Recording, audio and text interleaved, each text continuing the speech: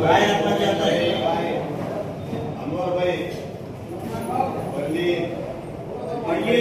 मुसीम भाई, अनवर भाई, राय रखना चाहते अपनी? नाम है हमारा।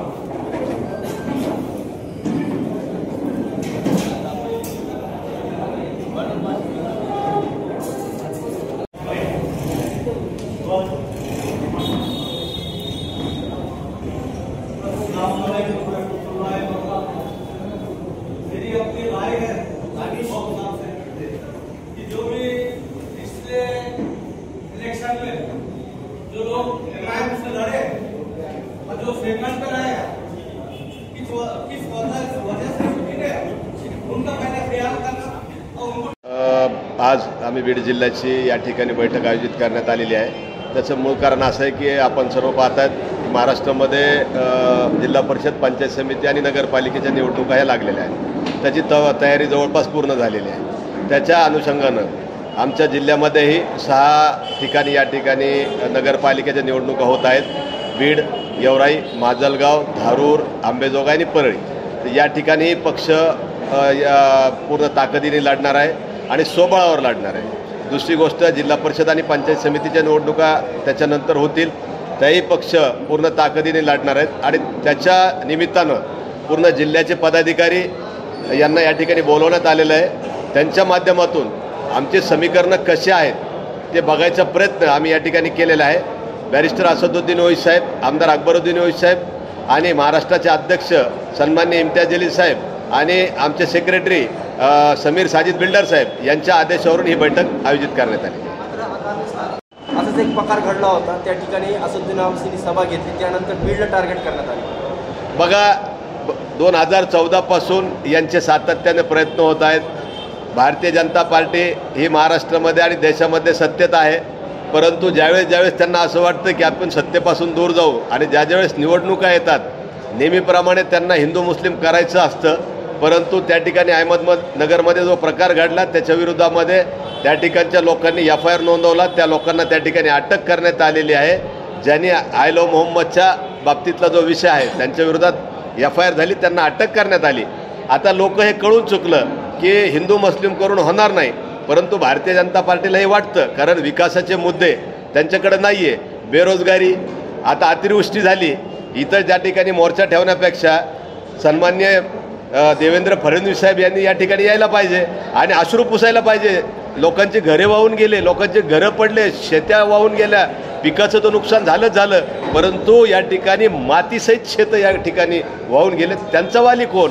तुम्ही मुख्यमंत्री आहात, जबाबदार तुम्ही पदावर आहात, हिंदू मुस्लिम करण्यापेक्षा या ठिकाणी लोकांना मदत करायचं काम करा, असं माझं म्हणणं आहे। बघा, आम्ही मागच्या काळामध्ये बीडमध्ये निवडणूक लढवली नगरपालिकेची, माजलगावमध्ये निवडणूक लढवली, आम्ही अंबेजोगाईमध्ये निवडणूक लढवली आणि आमच्या या ठिकाणी उमेदवारांना खूप चांगल्या पद्धतीने लोकांनी मतदान केलं। फार कमी मतांनी या ठिकाणी आमचा पराभव बीडमध्ये झाला, परंतु येणाऱ्या काळात याच इलेक्शनमध्ये आम्ही विजयामध्ये त्याचं रूपांतर करू आणि बऱ्याच ठिकाणी आता 6 ठिकाणी नगरपालिका आहेत, किमान 6 नगरपालिकामध्ये आमचे किमान 50 नगरसेवक असतील अशी आमची तयारी आहे। 2 ठिकाणी 3 ठिकाणी आमचा नगराध्यक्ष असेल अशी आमची तयारी आहे। इथं सुद्धा आमचा नाराज जय भीम आणि जय भीमचा आहे, जो बॅरिस्टर असदुद्दीन ओवैसी साहेब आणि पक्षाचं स्लोगन आहे। निश्चितच आम्ही या ठिकाणी जसं पक्षाचे आदेश आहेत इम्तियाज जलील साहेबांचे, त्याच्या माध्यमातून आम्ही ही निवडणूक प्रतिष्ठेची करून या ठिकाणी आम्ही लढवणार आहोत। काही आव्हान वाटतंय का आणि ओवैसी सरांची सभा होणार जी काही आव्हान वाटतंय का निवडणुकीमध्ये तुम्हाला? नाही, आम्हाला तर आव्हानच नाही असं वाटतंय, कारण जे विरोधक आहेत त्यांच्यामध्ये आणखीन काही ताळमेळ नाहीत। एका राष्ट्रवादीमध्ये फारसे गट आहेत, 10-5 गट आहेत। आता या महायुतीमध्ये हे कसे लढतील? सगळ्यांनी बाशिंग बांधलेलं आहे। राष्ट्रवादी काँग्रेस पक्ष अजित पवार साहेबांचा गट असेल, एकनाथ शिंदे साहेबांची शिवसेना असेल, किंवा मग भारतीय जनता पार्टी असेल किंवा रिपाई असेल, हा महायुतीचा घटक झाला।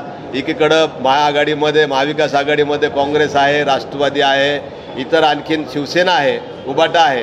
तर यांच्यामध्ये आणखीन मला ताळमेळ दिसत नाही। परंतु बीडमध्ये, महाराष्ट्रामध्ये बीडचं कॅन्डिडेट म्हणून मला या ठिकाणी डिक्लेअर करण्यात आलं होतं, परंतु आरक्षण शासनाच्या आणि निवडणूक आयोगाच्या चक्रानुसार पडलेला आहे, आम्हाला मान्य आहे. परंतु आम्ही ही निवडणूक कार्यकर्त्यांची असती, पूर्ण ताकद आणि अंग झोकून या ठिकाणी आम्ही निवडणूक लढू आणि जिंकू. अध्यक्षांची सभा होणार आहे ओवीस सरांची? ओवीस साहेबांची सभा निश्चितच या ठिकाणी होईल. अकबरुद्दीन ओवीस साहेबाची होईल, इम्तियाज जलील साहेबाची होईल. कारण या कार्यकर्त्याच्या निवडणूक आहेत. त्यामुळं नेते ज्यांचं विजन असं आहे की कार्यकर्त्यांनी नेता झालं पाहिजे, दुसरीकडं असं आहे की कार्यकर्त्यांनी नेहमी सतरंजाच उचलल्या पाहिजे, खुर्च्या लावल्या पाहिजे. परंतु MIM असा पक्ष आहे की तो म्हणतो तुमच्यातला नेता करायला मी या ठिकाणी आलेलो आहे. बघा, एक छोटीशी मला वाटतं त्याला कॉर्नर बैठक मानता येईल. आक्रोश नावाचा मोर्चा काहीतरी घेतला, एवढाले मोठे लोक आले, 500 लोक या ठिकाणी जमवता आले नाहीत. आमच्या बीडचा एखादा छोटा जरी कार्यकर्ता असला त्याच्या वाढदिवसामध्ये तेवढे कार्यकर्ते येतात. तो कार्यक्रम सपसेल या ठिकाणी हाणून पाडला कुणी, तर बीडच्या बहादर आमच्या हिंदू बांधवांनी. कारण त्या ठिकाणी आम्ही बघितलं, त्या ठिकाणी जी प्रेझेंटी आहे त्याच्यावरून लक्षात येतं आहे की बीडमध्ये आम्ही गुन्ह्या गोविंदाने एकत्रितपणे या ठिकाणी राहतो. हिंदू मुस्लिम हा प्रकार आमच्या किमान बीड जिल्ह्यामध्ये तरी नाही आहे.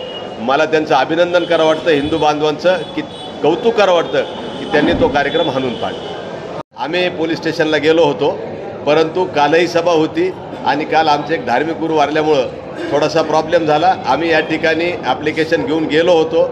आम्ही निश्चितच जो प्रकार या ठिकाणी झालेला आहे त्याच्याविरुद्ध आम्ही तक्रार पोलीस स्टेशनला देणार आहोत.